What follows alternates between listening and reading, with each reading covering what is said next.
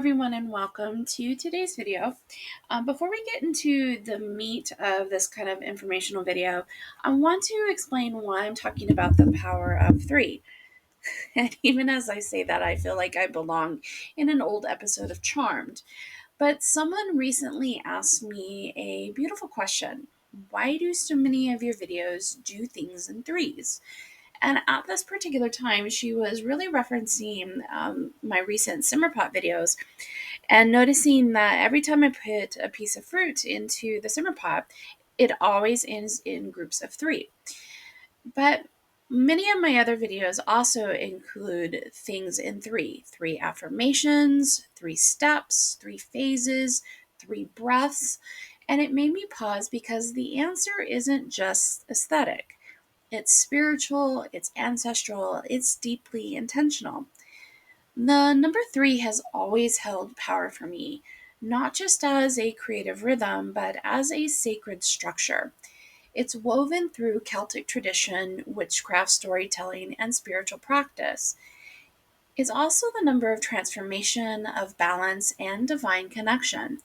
And even in the science of habit formation, which is, of course, important to me as a therapist, it takes about 3 months for something new to truly take root. So, three is the rhythm of change, it's the shape of wisdom, and it's the heartbeat of my work. So, today I want to share with you why the number three shows up again and again in my rituals, my recipes, my meditations, and my creative direction. Because when you understand the power of three, you begin to see the sacred pattern behind everything. The number three is no ordinary number. It's a sacred rhythm, a cosmic chord, a mystical key that unlocks the heart of creation. Three appears again and again across cultures, centuries, and disciplines. In Celtic traditions, three is holy and sacred. It's the land, the sea, and the sky. Three is also represented in the triple goddess, which we often see depicted in the three faces of the maiden, mother, and crone, guiding us through cycles of life, death, and rebirth. The triple goddess is also recognized as a moon goddess in multiple cultures, including the Celtic tradition.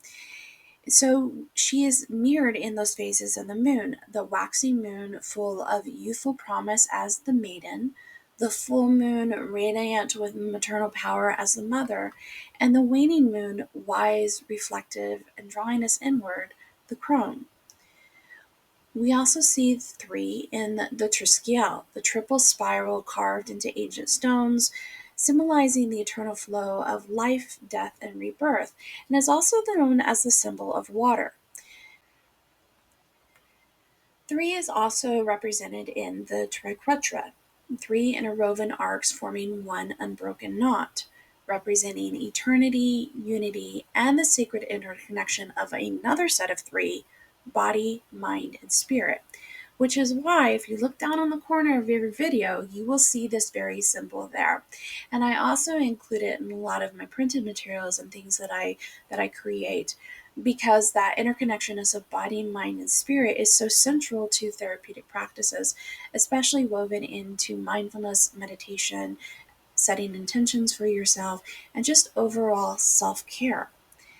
You'll see the triquetra also represented by past, present, and future, but its resonance doesn't stop there.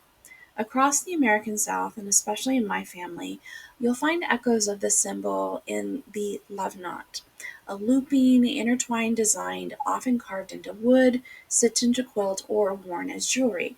And in fact, I have many pieces of jewelry shaped like this myself. Though the styles may differ, the essence is the same: threefold connection, endless devotion, and a promise that cannot be broken. Just like the triquetra, the love knot speaks of bonds that transcend time. It's a symbol of commitment, of spiritual unity, of love that weaves through generation. And in fact, often in my family, we will have these love knots hanging in our bedrooms, and they're made out of jute rope, and they're often tied together with ribbon. And you'll see different floral designs within them too, where they'll have like sprigs of rosemary or different flowers within there too, that again kind of speak to that commitment and generational love within our family. So whether it's tied in ritual or gifted in romance, it honors the same truth that love, loyalty, and spirit are strongest when bound in threes. Then there is also the Clara, not just a symbol, but a story worn on the hand. The Clara ring, with its heart, crown, and hands, is more than just jewelry. It's a vow, a legacy, a spiritual compass. Originating in the Irish fishing village of Claddagh near Galway in the 17th century, the ring was traditionally used as a token of love and fidelity. Its design is simple yet profound. The heart represents love, the crown stands for loyalty, and the hands signify friendship. But the way it's worn tells a deeper story. On the right hand, with the heart facing outward, it means the wearer is open to love. On the right hand, with the heart facing inward, it means love is taken. On the left hand, with the heart facing inwards, it signifies a bond sealed, marriage, commitment, or a soul union. In this way, the Claddagh ring becomes a living ritual, a circle of intention, a wearable triad of emotional truth, and it echoes the same geometry as the triquetra and the triskel, symbols that bind three into one. And like the love knot, it speaks to the soul's longing for connection that endures. To wear a Claddagh is to carry a prayer. May love guide me, may loyalty ground me, may friendship hold me. In Druidic lore, triads were used to teach wisdom: three things that strengthen the soul, three things that destroy it, three things that cannot be hidden: the sun, the moon, and the truth. In witchcraft, three is power. Spells are spoken thrice to seal intention, rituals repeated in threes to summon clarity and strength. To speak something three times is to make it real. And in the shadowed corners of folklore, there is a warning. When harm is done, especially with intention, three visitations may follow, or it is visited back upon you threefold. So, three spirits, three reckonings, three chances to change.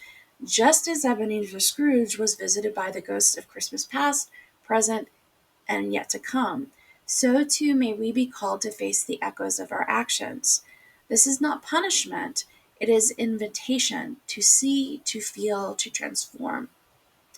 In religion, three is divine. It is the number of the sacred whole, the meeting point of the earthly and the eternal. In Christianity, the Holy Trinity, Father, Son, and Holy Spirit, embodies one God in three persons: Creator, Redeemer, and Sustainer. Three aspects, one essence, a mystery of unity in multiplicity. In Hinduism, the Trimurti, Brahma the creator, Vishnu the preserver, and Shiva the destroyer, govern the cosmic cycle of birth, life, and death. Together, they hold the rhythm of the universe in divine balance. In Greek mythology, we see the Moirai, or three fates, spin, measure, and cut the thread of life, deciding every soul's destiny. The three graces, Algia, Euphrosyne, and Thalia, represent beauty, joy, and charm flowing through art, love, and celebration. In Norse traditions, we see yet another grouping of three, the Norns, who mirror the fates and tend the roots of the world tree, weaving the past, present, and future into one living tapestry. And lastly, in Buddhism, we have the three jewels: the Buddha, the Dharma, and the Sangha, who form the foundation of spiritual refuge and awakening. Now, in myth and folklore, three is the number of transformation. It's the rhythm of the tale, the heartbeat of the journey, where we often see themes like three wishes granted to the worthy, three trials to test the soul, three brothers, where the youngest, often overlooked, holds the key to redemption. From Irish triads, which taught wisdom in poetic threes, to fairy tales across the world, The number 3 marks the threshold of change. It's the moment of decision, of revelation, of destiny. Even in modern storytelling, we feel its pull. Act 1, Act 2, Act 3, setup, conflict resolution, the sacred arc of becoming. In mathematics and science, 3 is structure. It's the foundation of form. The triangle is the most stable shape in geometry, used in bridges, temples, and sacred architecture. Our world exists in 3 dimensions: length, width, and height. Without 3, there is no space to move, no form to hold. In physics, the 3 laws of motion describe the behavior of all matter. In chemistry, the water molecule H2O binds in a bent triatomic shape, giving rise to life as we know it. And in biology, the very code of life is written in threes. Triplet codons in DNA determine every amino acid, every protein, every cell. 3 is the language of life. It's the architecture of existence. And in the realm of the mind, 3 is also transformation. Neuroscience teaches us that it takes roughly 3 months or 90 days, like I mentioned earlier, for new behavior to become habit. 3 moon cycles, 3 seasons of effort, 3 chances to begin again. This is the rhythm of real change. In art, 3 is balance. The rule of third divides a canvas into 9 equal parts, guiding the eye to what matters most. In music, 3 creates movement. A composition framed in thirds feels natural, pleasing, alive, and triple meter, like the waltz, invites the body to sway, to spiral, to dance. 3-note chords form the foundation of harmony: root, third, and fifth. Together they create resonance, emotion, and depth. In narrative and ritual, 3 gives rhythm to experience: beginning, middle, and end, birth, life, death, initiation, transformation, return. 3 is the pulse of poetry, the cadence of ceremony, the breath of beauty. And lastly, as we look at 3, in the realm of angels, 3 is a message. The number 333 is a sacred sign, an echo from the unseen. It means you are supported, your guides walk beside you, you are evolving, your soul is expanding, you are divine, a spark of the infinite here to shine.